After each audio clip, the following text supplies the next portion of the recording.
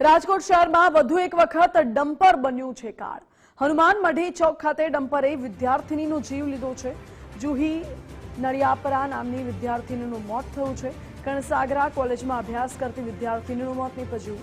પોતાની મિત્ર સાથે એક્ટિવા ઉપર વિદ્યાર્થીની જઈ રહી હતી અને ડમ્પર બાજુના ખુલ્લા મેદાનમાં મૂકી ચાલક ફરાર થઈ ગયો છે।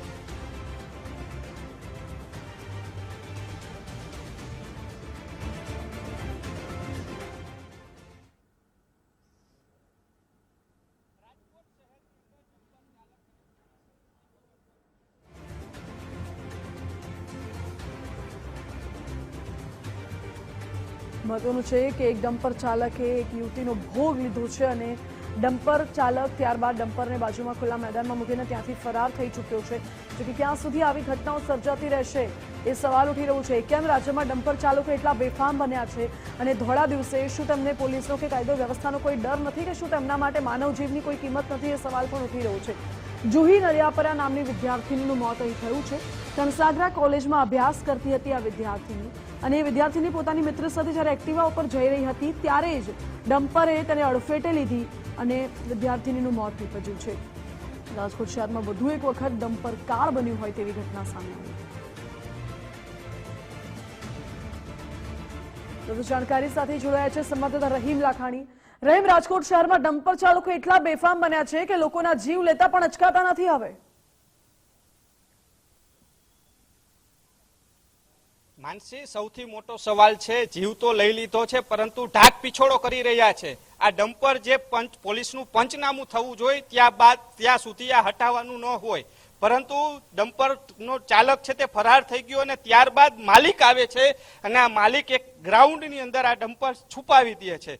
સૌથી મોટો સવાલ એ ઉત્પન્ન થઈ રહ્યો છે કે રાજકોટ શહેરમાં ડમ્પરો બેફામ ચાલી રહ્યા છે પરંતુ કાર્યવાહી તો નાના જે ટુ વ્હીલરો છે, ફોર વ્હીલરો સામે કરોડો રૂપિયાનો દંડ ઉઘરાવ્યાની ટ્રાફિક પોલીસ કહી રહી છે। સૌથી મોટો સવાલ છે, લોકોના જીવની કેમ નથી પડી રાજકોટ ટ્રાફિક પોલીસને કે રાજકોટ સ્થાનિક પોલીસને? સૌથી મોટો સવાલ ઉત્પન્ન થઈ રહ્યો છે।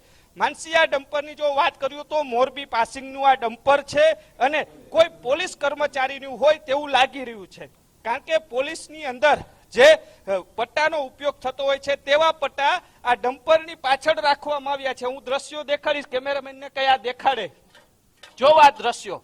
આ જે પોલીસની કારની અંદર હોય છે જે પટ્ટા તે અહીં રાખવામાં આવ્યા છે કે જેના કારણે કોઈ પણ પોલીસ કર્મચારી આ ડમ્પર ચાલકને હેરાન ન કરે। સૌથી મોટો સવાલ એ ઉત્પન્ન થઈ રહ્યો છે, મોરબીની જે હળવદ પાસે આવેલી નદી છે તેમાંથી આ ક્યાંક ને ક્યાંક રેતી ભરીને આવતું હોય તેવું લાગી રહ્યું છે। સૌથી મોટો સવાલ એ ઉત્પન્ન થઈ રહ્યો છે, મોરબીનું પાસિંગનું આ ડમ્પર છે GJ36T0197। સૌથી મોટો સવાલ એ ઉત્પન્ન થઈ રહ્યો છે કે આ ડમ્પર છે પંચનામા વગર કેમ ચલાવ્યું, કારણ કે અત્યાર સુધીની સાઠગાંઠ છે તેના ઉપરથી સાબિત થઈ જાય છે કે પોલીસની અંદર જે હપ્તા રાજ ચાલુ છે, ટ્રાફિક પોલીસ જે રાજકોટ શહેરની અંદર પ્રવેશના દ્વાર ઉપર ઊભી હોય છે, એટલે હપ્તા રાજના કારણે બેફામ ચાલક ડમ્પરો છે તે બેફામ બન્યા છે। સૌથી મોટો સવાલ એ ઉત્પન્ન થઈ રહ્યો છે કે રાજકોટ શહેરની અંદર વારંવાર આ પ્રકારની ઘટનાઓ બને છે પરંતુ પોલીસ છે તે મુખપ્રેક્ષ બનીને કામગીરી કરતી હોય તેવું લાગી રહ્યું છે, કારણ કે ખીચાઓ ગરમ થઈ ગયા હશે।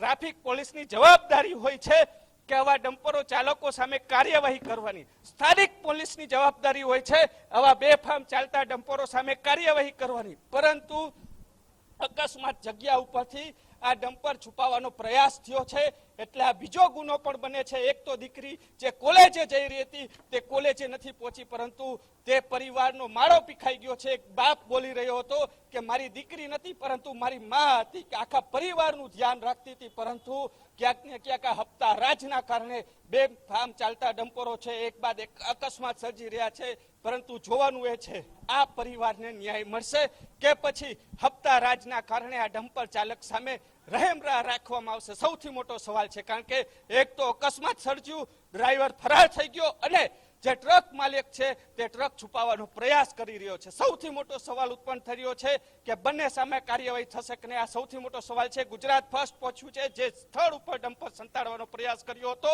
ને ત્યાંથી આ સીધા જ દ્રશ્યો જોઈ રહ્યા છે કે ડમ્પર ચાલક ફરાર થઈ ગયું છે.